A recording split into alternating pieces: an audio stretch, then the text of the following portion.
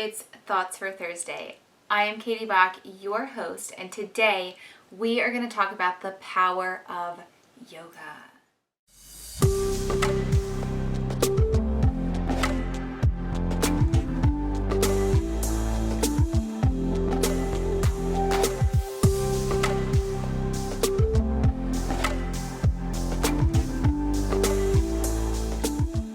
It is National Yoga Month, so what better time than now to talk about yoga and how it has impacted my life and the myths that prevent us from doing yoga. So without further ado, let's just talk about what yoga means to me. To me, yoga is bringing all parts of my being together. It is my tool to help me come into alignment, to be connected to my true self, and to live the life that I desire to live. What does yoga mean in general? It means whatever you want it to mean. It means what you make it to mean. Yoga doesn't have one defined meaning for every single person. The experience of yoga is different for everyone, and it will change throughout your practice. Yoga translates to union, and there's some disagreement about that, but let's go with yoga translates to union.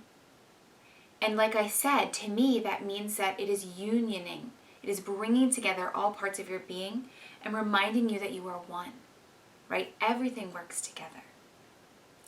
To me, yoga has been this practice that I started as a young pregnant woman, where I was lost and I was confused and I didn't know where I was going in life. I didn't know who to trust, what to do.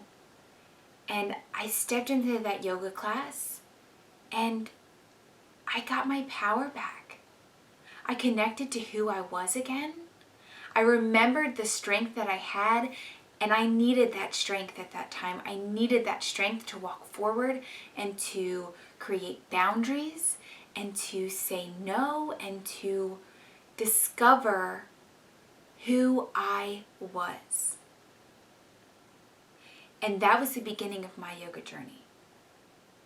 And then I started practicing yoga, and then I did yoga teacher training, which was a huge, amazing experience that just taught me so much more about myself, tapped into so much more power, and it was really the beginning of my journey to alignment, to oneness, to enjoying life, even when it's not rainbows and pots of gold and cupcakes and celebration. It was healing, and it was empowering, and yoga can be all of those things. Yoga can be healing, it can be empowering, it can be blissful. Sometimes I step on my mat and it's just about breathing. It's just about letting go of whatever I need to and just breathing, just taking time to be. Sometimes I step on my mat and it is about feeling good and getting strong and getting empowered. And sometimes I step on my mat and it's about relaxing, calm. It's a different experience every time I step on my mat, and it would be a different experience for you every time you step on your mat. So that's what I think about yoga. That's what yoga is to me. Let's talk about some myths about yoga that prevent us from practicing. Myth number 1, I have to be physically fit. I have to be ready to do a long practice. I've got to lose weight before I can do yoga. All of those excuses, reasons that have to do with the physical body. Got to lose weight, I'm not fit enough, I'm not flexible enough, I don't know how to balance, all those things. Let's break that myth. Guess what? You can start yoga from wherever you are. You can start yoga and just sit on the mat and do seated poses. You can start yoga and be in a chair and do chair yoga. You can start yoga if you can breathe. Yoga is not just a physical practice. It is so much more than that. Yoga almost unionizes multiple aspects of life. If you can breathe, if you can take a deep breath, you can practice yoga. So wherever you are today, stop with the excuses. And if you want to learn about yoga, if you want to experience it, take that first step and start discovering. Myth number 2. Got to be able to do a headstand or a handstand or these crazy advanced arm balancing poses like crow and grasshopper and fallen angel. And no, you don't. They're fun. I think they're fun. But you don't have to do them. And in fact, in most classes, they're not going to teach you how to do the arm balancing poses.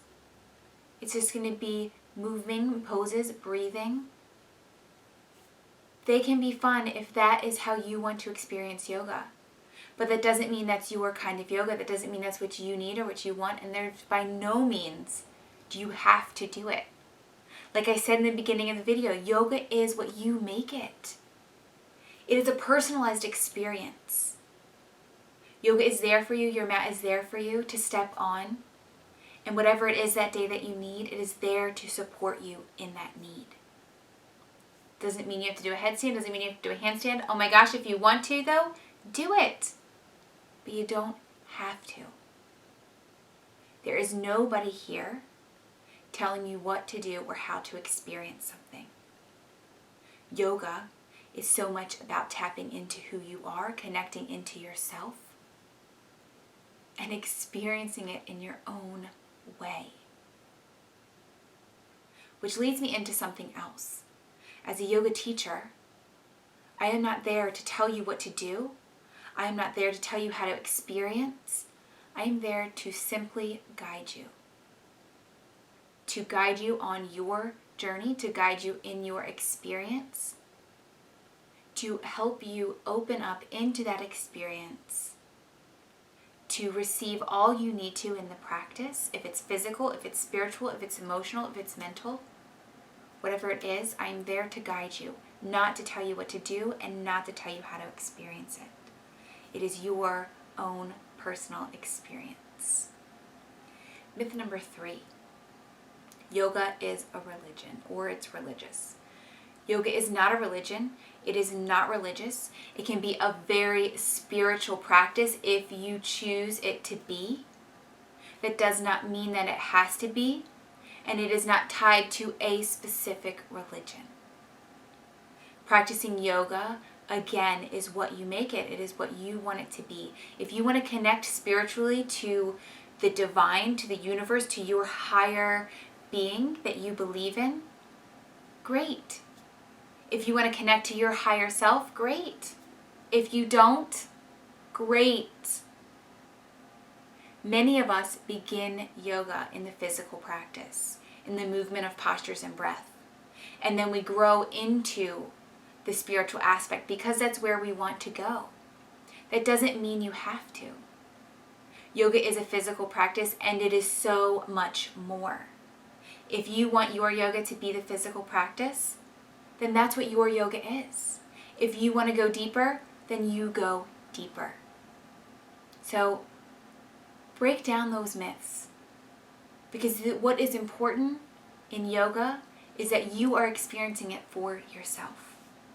You can begin wherever you are and grow from that place. And I truly, truly believe that. And even those yogis that you think are advanced and they're doing headstands and handstands, they are still growing. I may be a yoga teacher. I may teach people to teach yoga. I am still growing. I am still learning. And that is part of my yoga, to be open to learning and growing and transforming. One more myth I want to talk about. And that myth is that we think you have to have this deep, in-depth yoga practice, long practice, and you don't. You don't have to have an hour-long practice. You don't even have to have a 30-minute practice. If you can set aside 5 minutes a day, that's all you need. 5 minutes a day makes a huge difference. Maybe it's 5 minutes a day and you're doing some physical poses. Maybe it's 5 minutes a day and you're breathing. Maybe you're meditating. Maybe you are reading about the yamas and niyamas. Whatever it is, 5 minutes a day, that's all you need. We all have 5 minutes a day